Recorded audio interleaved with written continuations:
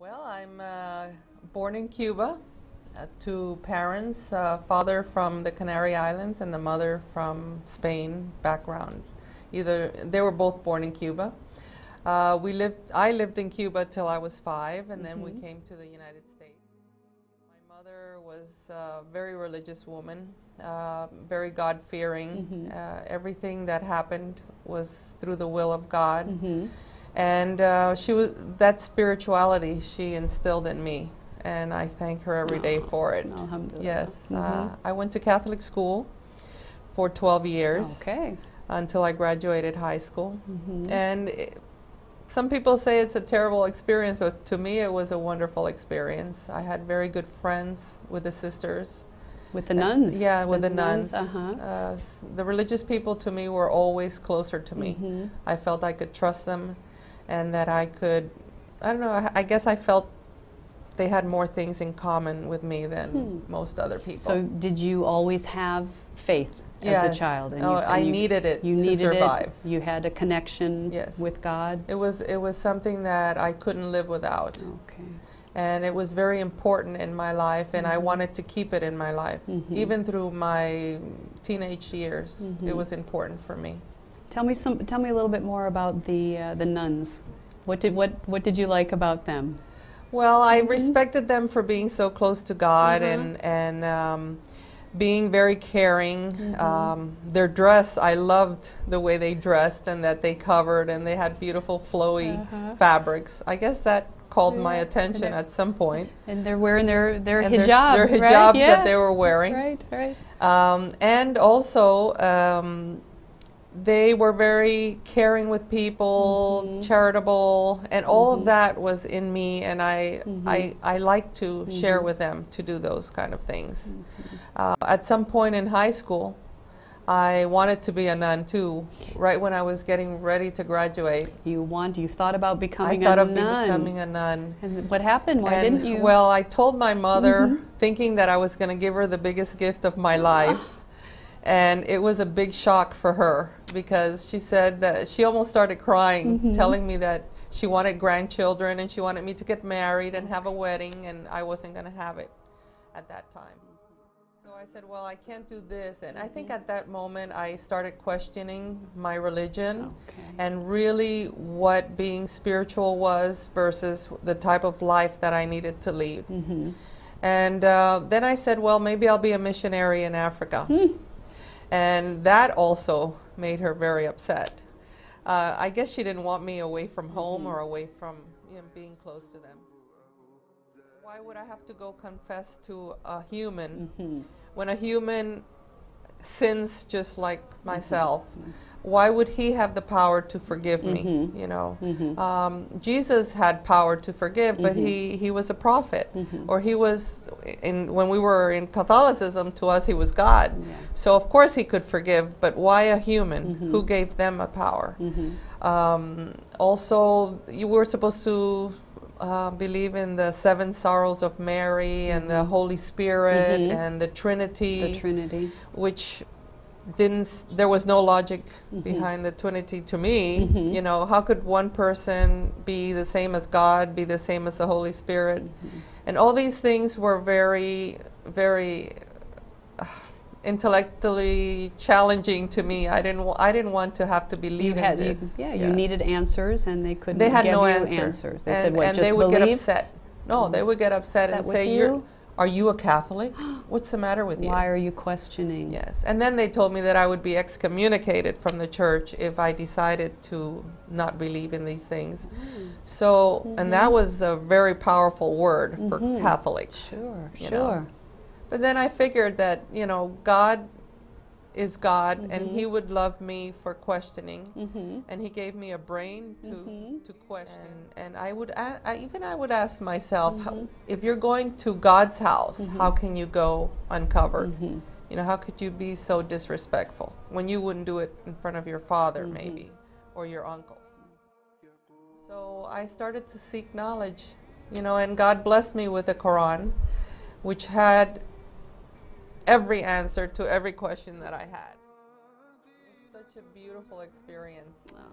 I felt like if all the weight on my shoulders had been lifted. Did you feel an immediate peace when you did that? Well, since I started reading and learning about Islam, I found an inner peace because I could be myself, and that was the biggest thing. Before, I used to be too focused on what people thought of me, and not counting what God thought of me.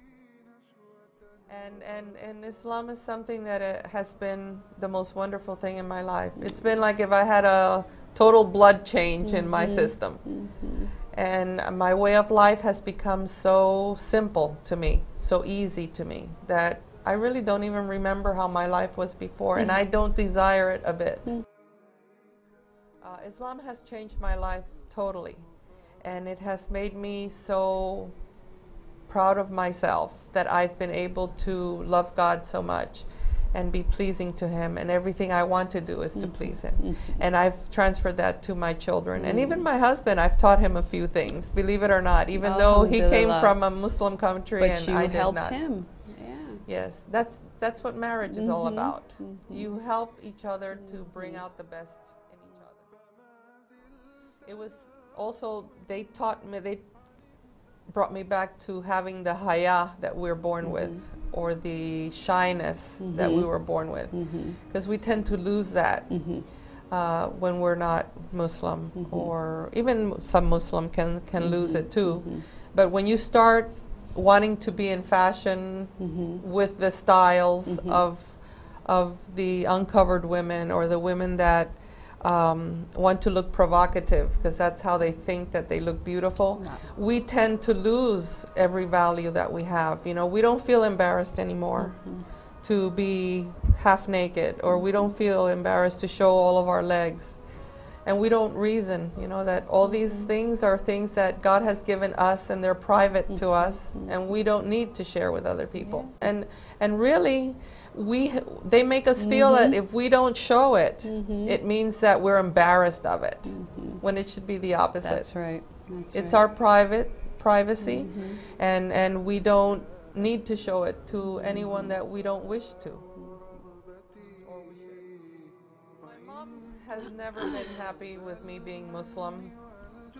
She thought that, God, what was going to happen to me? I left my religion that I was born with, and I was baptized. And I said, Mom, baptism is just an act it's just a ritual that means nothing. If you don't change inside, if you don't believe in these things, it means nothing. It's just water being poured on you. So I told her, the change in my life has been so great that you need to understand that this is very important to me. So she thought that I was just going to be Muslim for a little while. It was just a fad. Yeah, and I would come back. My friends would bet that I would be back pretty soon. How old were you at that time? Well, at that time I must have been maybe 25. Okay. Around 25. And I still did not wear hijab. Hijab was the last step that I took. But I kept on learning more about Islam and changing my ways, seeing the beauty in it and seeing the value that it gave me inwardly. So I changed and I changed, but my mother still wasn't happy. So one day I sat down with her and I asked her, Mom, I respect you so much more. I love you so much more. The obligations, before I never wanted to even be with you and Dad because it wasn't cool to be with you. I wanted to be just with my friends. My responsibilities have changed in my life. The loves in my life have grown to be who they really should be. Don't you see this in me? She said, my daughter, but your body is so beautiful and you're not going to be able to wear a bathing suit anymore or wear a low-cut dress that I used to make for you. And I said, Mom, do you realize what you're telling me? That there's no value in the things that you're telling me. Or I was able to show my hair or things like that. I said, these are things that are irrelevant in life. All my life I was conscious of what people wanted, make sure that everybody would tell me how pretty I was. That's how I would get my high. But that isn't what life is all about. I learned that loving myself and being respectable to my family, respectful to my family, was also very important in who I represented, because I was representing them and how people would see them. So she still didn't want it. She wasn't happy with it. Well, you've had a beautiful journey. Yeah, you really have, and you seem so happy. And when you smile, your eyes are smiling. Yeah. Okay. Thank you. And keep doing that, because you can affect and touch so many people, Muslims and non-Muslims. And I think that's what we're supposed to do. It's a wonderful life. I think daughters should take, well, the biggest step in their life is to be proud of being Muslims. And proud of being who they are, and help their friends all become close to Islam, or learn the values that are within Islam, because they have to be able to be mothers later in their lives, and that's so important. And be close to their friends, be there for them, you know, be they Muslim or not. It's something that's very important in Islam. To support, to listen, yes. It's and not help only to each other. Give materially, it's to give spiritually and emotionally. And girls have to be strong in their faith. You know, be proud of who you are, love yourself, and keep your self-respect. Don't allow to lose that. I think that's the most important thing that the girls must remember. And sons also, you know, they are going to be leaders of their homes at one point. Fathers, husbands, leaders. Yeah, they can be bosses in their own companies. My son's studying medicine, so he's going to have his own patients to deal with. And with everyone that you come in contact with, you're going to touch in some way. You know, emotionally. You have to be someone special that they'll always remember you. You don't have to be in the history books. You just have to touch people's hearts, and they'll always remember you. Yeah, that's very Thank you so much, You're welcome. Sister Aisha. It was wonderful talking with you. It's been a Thank you for pleasure. sharing your story with us. And I hope you can come back again, and we can talk some more. I'd love it. Okay. You know, I love we can to talk. We're not done. We didn't get to finish, but we ran out of time. We'll be back. Thank you. Thank you so much. Assalamu alaikum.